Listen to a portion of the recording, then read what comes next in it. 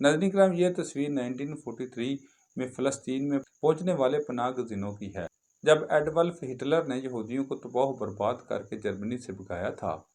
اس وقت دنیا کا کوئی بھی ملک ان یہودیوں کو پناہ نہیں دے رہا تھا۔ امریکہ، فرانس، کیوبا، کینیڈا سمیت دیگر ممالک نے یہودی پناہ گزینوں سے کھچا کھچ بھرے جہازوں کو واپس کر دیا۔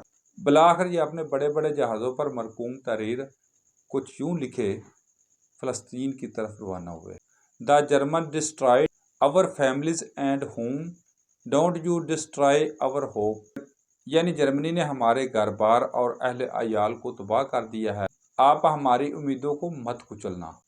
جس انسانیت کی بنیاد پر فلسطینیوں نے ان یہودیوں کو پناہ دے کر نئی زندگی بخشی، انہیں اپنی زمینیں اور گھر بار دیے، یہی وہ یہودی احسان فرموش پناہ گزین اسرائیلی یہودی ہیں جو اپنے مصر فلسطینیوں کو مار مار کر احسان کا بدلہ چکا رہے ہیں۔ ہٹلر نے 60 لاکھ یہودیوں کو مار کر 1/3 آبادی ختم کرنے والے ہٹلر نے کچھ یہودیوں کو زندہ چھوڑتے ہوئے یہ تاریخی جملہ کہا کہ میں نے یہودیوں کو زندہ اس لیے چھوڑ رہا ہوں تاکہ دنیا دیکھے کہ میں نے ان سازشیوں کو کیوں مارا تھا۔